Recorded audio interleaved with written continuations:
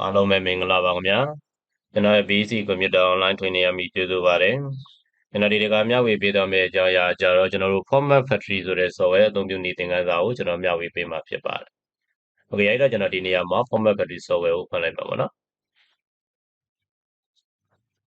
Okay အဲ့တော့ကျွန်တော်တို့ဒီနေရာမှာ software ဖွင့်လာပြီဆိုလို့ရှိရင်ဒီမှာကျတော့သူကကျွန်တော်တို့ format တွေကိုတော်တော်များများကိုကျွန်တော်တို့ချင်းပြလို့ရတယ်အဓိကအပြင်တော့ကျွန်တော်တို့ကဒီနေရာမှာ MP4 ပေါ့ဗျာနော်ချင်းဆိုရင်ကျွန်တော်တို့က MP4 ကိုကျွန်တော်ဒီနေရာမှာချိန်တယ်ဒါလို့ကျွန်တော်တို့ကဒီနေရာမှာဓာတ်ပုံတွေပါချိန်နေတယ်ဆိုတော့ကျွန်တော်ဒီမှာ picture လုပ်လို့ရတယ် audio ဆိုလဲ audio နဲ့ပတ်သက်တဲ့ဟာပေါ့ဗျာနော်ဒီမှာကျွန်တော်တို့ MP3 ချိန်နေတယ်ဆိုလဲ MP3 ချိန်လို့ရတယ်ဒါလို့ဓာတ်ပုံဆိုလဲကျွန်တော်ဓာတ်ပုံပေါ့နော်ကိုကြိုက်နေတဲ့တဲ့ဟာကိုကျွန်တော်တို့ဒီမှာချိန်လို့ရမှာဖြစ်ပါတယ်ဒီအောက်ထဲမှာလည်း document နဲ့ပတ်သက်တဲ့ဟာဒီဆိုလည်းကျွန်တော်တို့ပြန်ပြီးတော့ချိန်လို့ရတယ်ဒီကတော့ကျွန်တော်တော်တော်များများကိုဒီ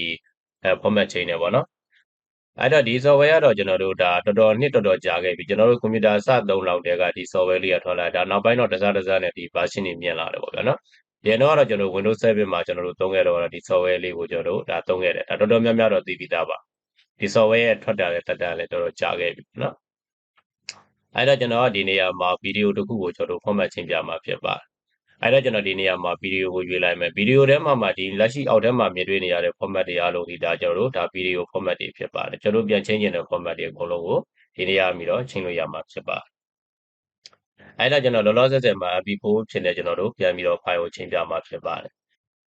Okay အဲ့တော့ကျွန်တော်တို့က MP4 ချိန်မယ်ဆိုတော့ MP4 မဖြစ်တဲ့ file တခုကို MP4 ချိန်မှာပါအဲ့တော့ကျွန်တော်ဒီနေရာမှာကွန်ပျူတာတွေကိုသွားမယ်သူရဲ့ဒီကျွန်တော်ချိန်မဲ့ file ကိုကျွန်တော်အရင်ဆုံးကြည့်ကြည့်မယ်ပေါ့ဗျာနော်အဲ့တော့ကျွန်တော်ဒီနေရာမှာ PC intro ဆိုတဲ့ဒီ folder လေးထဲမှာရှိတယ်နော်အဲ့ဒီကနေတော့ဒီ file ကကျွန်တော်တို့ကဘာမျိုးစားကိုဖြစ်နေလဲဆိုတော့ကျွန်တော်တို့အရင်ဆုံးကြည့်ကြည့်ရသူ့ဘက်မှာကျွန်တော်တို့မောင်းနဲ့သွားတိုက်လိုက်တယ်သွားတင်လိုက်တဲ့အခါကျရင် item type ဆိုတဲ့နေရာမှာကျွန်တော်တို့က .wmv file ဆိုပြီးတော့ဒီမှာဒါလေးတွေ့နေရတယ်ဗျနော်အဲ့ဒါဒီကျွန်တော်တို့ကသူ့ရဲ့ဒီ file မျိုးစားဖြစ်ပါတယ်အဲ့တော့ဒါကိုကျွန်တော်တို့ကကြည့်ကျင်တယ်ဆိုဘယ်လိုမျိုးကြည့်လို့ရလဲဆိုတော့အခုလို့ကျွန်တော်တို့ mouse ကလေးနဲ့လည်းတင်ပြီးတော့ကြည့်လို့ရတယ်ဒီထဲမှာဆိုကျွန်တော်တို့ file size တွေပါစာတွေ့ရတယ်နော် file size ကကျွန်တော်တို့က 46.9 MB ထိရှိတယ်ပေါ့နော် fully 6.59ပေါ့နော်အဲ့ဒါလည်းရှိတယ်သူရဲ့ကျွန်တော်တို့ဗီဒီယိုရဲ့ကြာချိန်ကကျွန်တော်တို့12မိနစ်နဲ့49စက္ကန့်ဖြစ်ပါတယ်အဲ့လိုလဲကျွန်တော်တို့ကြည့်လို့ရတယ်ဒါမှမဟုတ်ကျွန်တော်ဒီပေါ်မှာရှိတဲ့ဒီ view ပေါ့နော် view တွေကပြီးတော့မှကျွန်တော်တို့ကဒီနေရာမှာဘယ်လိုသွားကြည့်လို့ရလဲဆိုတော့ detail ပေါ့ဗျာနော်ကျွန်တော် detail ကိုကြည့်မယ် detail ကိုကြည့်လိုက်မယ်ဆိုရင်ဒီနေ့တည်းကကျွန်တော်တို့8ရက်9လ2022မှာဟာလာ9နာရီ10မိနစ်ကပြီးတော့ဒီ file ကိုနောက်ဆုံးစေးထားတဲ့အချိန်ဖြစ်တယ်file type ကကျွန်တော်တို့ WMV file ပေါ့ဗျာနော် file size ကတော့သူကဒီမှာ kilobyte နဲ့ပြပေးတာဖြစ်ပါတယ်နော်နောက်ဒီဘက်ကတော့ကြာချိန်ကတော့ကျွန်တော်တို့12မိနစ်နဲ့ကျွန်တော်တို့49စက္ကန့်ဖြစ်ပါတယ်အဲ့ဒီပုံစံမျိုးနဲ့လည်းကျွန်တော်တို့ပြန်ပြီးတော့ကြည့်လို့ရတယ်ဒီလိုမှမဟုတ်ရင်ကျွန်တော်ဒီပေါ်မှာ right click ထောက်လိုက်ပြီးတဲ့အခါကျရင် property ပေါ့နော်ဒီမှာတော့ shortcut key ပေးထားတယ်ကျွန်တော်တို့ auto enter ခေါက်လိုက်လို့ရှိရင်လည်းဒါကိုရလာမှာဖြစ်ပါတယ်အဲ့တော့မှကျွန်တော်ဒီနေရာမှာဒီပေါ်ကတော့ကျွန်တော်တို့ software download ဆိုတာကဒီ software ရဲ့ဒီ file ရဲ့ကျွန်တော်တို့ name ပေါ့နော်ကျွန်တော်တို့ပေးထားတာဖြစ်တယ်နောက်ဒီမှာကျတော့ကျွန်တော်တို့က type of file ဆိုတာကျတော့ကျွန်တော်တို့ WMV file မျိုးစားဖြစ်တယ်ပေါ့နော်အဲ့ဒါလေးကိုကျွန်တော်တို့ကပြန်ပြီးတော့ file format ပြန်ချိန်မှာဖြစ်ပါတယ်ဒီ format ကကြတော့ကျွန်တော်တို့ကဒီဘလို့ဖြစ်တာကြောင့်ဘလို့ကြောင့်ပြန်ချိန်ရပြရလဲဆိုရင်အဲ့ဒီ format ကိုကျွန်တော်တို့က YouTube တွေဘာတွေမှာတင်မယ်ဆိုတင်လို့ရတယ်ဒါပေမဲ့အခုလောလောဆယ်မှာကျွန်တော်တို့ Facebook page အဲ့ဒါကိုလက်မခံဘူးရင်တော့ရတယ်အခုနောက်ပိုင်းမှာကျွန်တော်တို့ Facebook page မှာသွားတင်လိုက်တဲ့အခါကျရင်အဲ့ဒါတချို့ရှိတယ်ပေါ့ဗျာနော်လုံးဝမရတာမဟုတ်ဘူးကွန်ပျူတာတွေကတင်မယ်ဆိုတင်လို့ရတယ်ဖုန်းထဲမှာတင်လို့မရအောင်ကွန်ပျူတာတွေကတင်လိုက်တယ်ဆိုလို့ရှိရင်လည်းကျွန်တော်တို့တစ်ခါတလေမှာတခြားသူတွေကမြင်တဲ့သူမြင်တယ်မမြင်တဲ့သူမမြင်ဘူးတစ်ခါလေကြာရင်ကိုယ့်ရဲ့ဗီဒီယိုကိုပြန်ပြီးတော့ manage လုပ်လို့မရတာတွေပြဿနာရှိတယ်နော်အားကြောင့်မလို့ကျွန်တော်ဒီနေရာမှာ format ကိုပြန်ချင်းပြမှာဖြစ်ပါတယ်အဲ့ဒါကျွန်တော် format party တွေကိုသွားလိုက်မယ်သွားပြီးတဲ့အခါကျရင်ကျွန်တော်ဒီနေရာမှာ MP4 เนาะဒီ MP4 ချိန်မှာဖြစ်တော့တဲ့ MP4 ဆိုတဲ့နေရာမှာတစ်ချက်နှိပ်မယ်အဲ့မှာနှိပ်ပြီးတဲ့အခါကျကျွန်တော်ဒီနေရာမှာ F5 ဆိုတဲ့နေရာပေါ့နော်ဒီမှာသွားလို့လည်းရတယ်ဒါမှမဟုတ်ကျွန်တော်ဒီရောက်ကသွားလို့လည်းရတယ် F5 ပေါ့နော်ကိုကြိုက်တဲ့နေရာသွားပါအဲ့တော့ကျွန်တော်ဒီနေရာမှာ F5 ဆိုတာကိုနှိပ်လိုက်နေပြီးတဲ့အခါကျရင်ကျွန်တော်တို့ရဲ့ဒီ file extension ကျွန်တော်တို့ချောင်းကျင်တဲ့ file ကိုသွားပြီးတော့ယူလို့ရတယ် desktop မှာရှိတဲ့ desktop ပေါ့ဗျာနော်ကျွန်တော်ကတော့ဒီနေရာမှာ local disk ထဲမှာထားထားတယ် ID တွေရပြီးတော့မှကျွန်တော်တို့ခုနကတော့ယူထားတာကြတော့ကျွန်တော် PC intro เนาะဒီထဲမှာရှိတယ်ဒီ file လေးပါနော်အားလေးကိုကျွန်တော်တို့က double click နှိပ်ပြီးတော့ဖွင့်လိုက်မှာဖြစ်ပါတယ်ဒါဆိုကျွန်တော်တို့မှာရောက်လာခဲ့ပြီပေါ့ဗျာနော်အဲ့တော့ဒီဗီဒီယိုရဲ့ကျွန်တော်တို့သူ့ရဲ့ resolution တော့ကြည့်လို့ရတယ်သူ့ရဲ့ file size ကကျွန်တော် 46.9 MB ရှိတယ်နောက်ဒီဘက်ကကျတော့ကျွန်တော်တို့က resolution ကတော့1920 1080ဆိုတာကျတော့ကျွန်တော်တို့ကဒါ Full HD ဖြစ်ပါတယ်နော်ဒီဘက်မှာကျတော့12မိနစ်နဲ့50စက္ကန့်ဆိုပြီးတော့သူကပြပေးထားတာဖြစ်ပါတယ်โอเคအဲ့တော့ဒီနေရာကိုရောက်လာပြီဆိုရင်ကျွန်တော်အောက်ကပြီးတော့ okay ဆိုတော့တစ်ချက်ပေးလိုက်ပါဒါဆိုရင်ကျွန်တော်ဒီနေရာကိုခုလိုရောက်လာမှာဖြစ်ပါတယ် အဲ့တော့ကျွန်တော်ဒီမှာ waiting ပေါ့ဗျာနော်သူကတော့ဒီမှာ waiting လို့ပြနေတယ်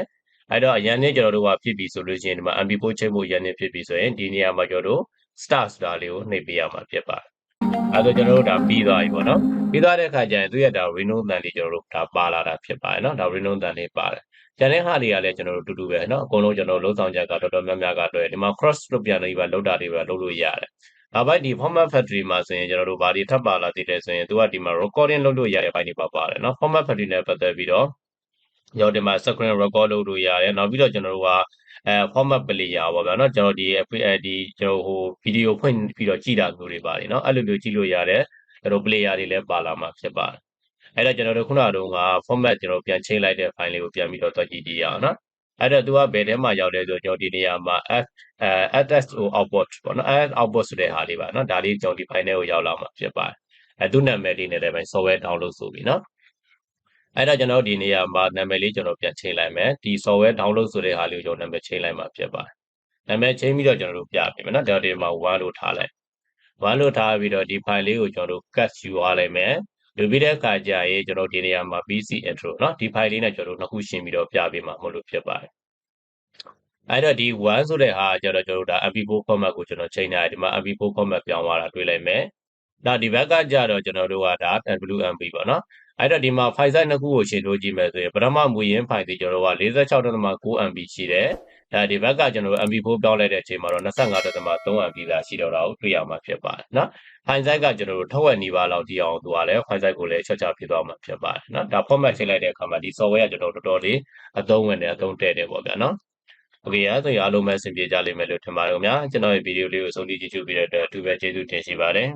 ကျွန်တော်ရဲ့ BC Computer Online Training မှာသင်တန်းများတက်ရောက်လို့ပါကဖုန်းနံပါတ်3998832111ခွင့်တွေကိုဆက်သွယ်စုံစမ်းမေးမြန်းနိုင်သလို Viber မိတ်ဆင်လည်းဆက်သွယ်စုံစမ်းမေးမြန်းနိုင်ပါတယ်ခင်ဗျာ Facebook Page Messenger ဆက်သွယ်လို့တဲ့ဆိုရင်တော့ BC Computer Online Training ဆိုတဲ့ page မိတ်ဆင်ဆက်သွယ်စုံစမ်းမေးမြန်းနိုင်ပါတယ်အားလုံးပဲကိုယ်စိတ်နှပြရှင်လန်းချမ်းမြေ့ကြပါစေခင်ဗျာ